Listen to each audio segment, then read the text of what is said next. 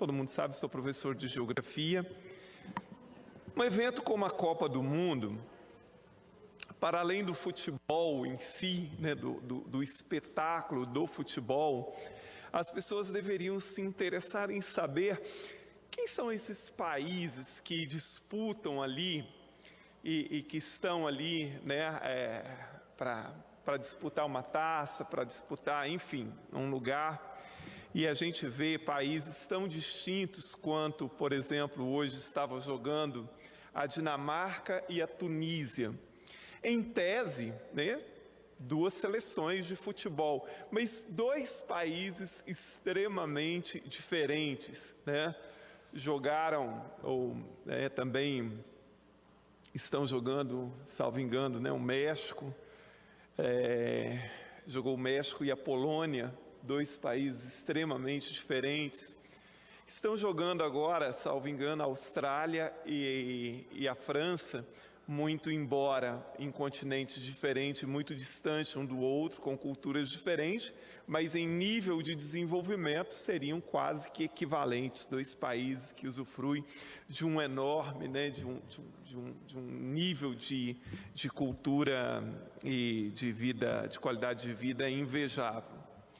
Mas por que eu estou dizendo isso? Aqui no Brasil, e ontem eu conversava com pessoas daqui, da comunicação até, a gente estava falando de programas de televisão da década de 80, da década de 90, que se fosse hoje, em função de um conservadorismo e de um falso moralismo que cresceu nos últimos tempos, como seriam esses programas hoje, né? Então, houve aí um retrocesso. E a gente aqui no Brasil também vê essa ampliação do conservadorismo muito grande aqui no Brasil. E aí as pessoas têm falado o tempo inteiro, e se fala então de questões relacionadas à população LGBTQIA+, ou se fala de questões como legalização do aborto e tudo mais. Isso causa uma polêmica gigantesca no Brasil e normalmente uma polêmica vazia e inútil. E aí eu fico pensando assim, a Copa do Mundo está sendo realizada num país chamado Catar, no Oriente Médio, ali no Golfo Pérsico, um país rico em petróleo, mas culturalmente, né, em termos de desenvolvimento, um país bastante pobre, né? Não é uma democracia, muito pelo contrário, é um país ditatorial, não é uma teocracia, mas segue muitos preceitos da Sharia, né? E do Alcorão, tanto assim que estão proibindo até cerveja nos estádios e não sei mais o que, não pode usar, né, uma bandeira com arco-íris e por aí vai. A Dinamarca, que jogou com a Tunísia. A Tunísia é um país do norte da África e um país também árabe e muçulmano, quer dizer, um país que tem uma afinidade cultural com o país sede e que, embora talvez não seja tão radical quanto, né, o Catar e outros países, mas também é um país, né, árabe e muçulmano. E aí eu fico pensando, e a Dinamarca? Eu estou pegando o exemplo da Dinamarca em função de que o jogo foi hoje, né? Na Dinamarca, doutor Hércules, a Dinamarca é um dos países mais estáveis política e economicamente do globo. Obrigado. A Dinamarca é um país extremamente estável, econômico e socialmente falando, e um país extremamente progressista, um país extremamente liberal.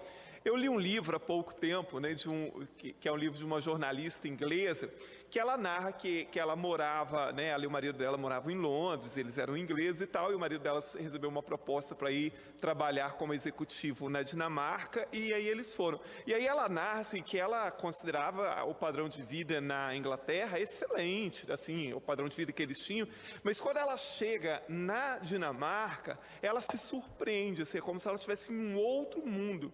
Tamanho desenvolvimento, a organização do país, né?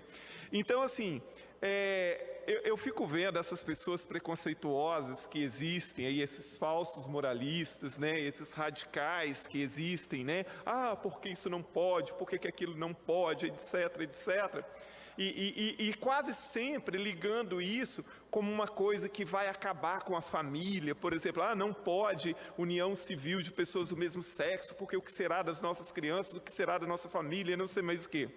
Aí você olha na Dinamarca, um país que aprovou, por exemplo, a união civil entre pessoas do mesmo sexo, há 20, 30 anos atrás. E o que isso influenciou na criação das crianças dinamarquesas, por exemplo? Eu estou dizendo na Dinamarca, mas eu poderia citar o caso da Holanda, poderia citar o caso da Suécia, poderia citar o caso da Alemanha, enfim, qualquer outro país, mas estou pegando da Dinamarca em função de fazer um gancho com essa questão da Copa. E aí eu fico pensando, será que essas pessoas preconceituosas que falam isso, elas gostariam de morar na Dinamarca? Será?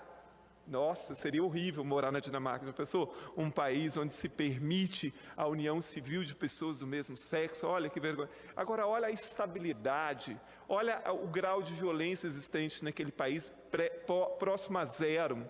Olha o padrão de vida das pessoas, olha o padrão cultural das pessoas. Então, assim, a gente tem que olhar para o futuro, aproveitar esses momentos de grandes eventos internacionais para conhecer um pouquinho a realidade dos países que ali estão participando, para saber quem é quem.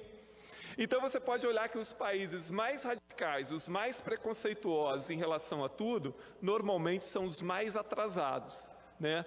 E os mais liberais, né, os países mais onde, né, o preconceito, essas coisas são infinitamente menores, normalmente são os mais desenvolvidos, são aqueles que gozam de um padrão de vida elevadíssimo para suas populações, são países cujo índice de violência é extremamente baixo, mostrando que uma coisa não tem nada a ver com a outra, né?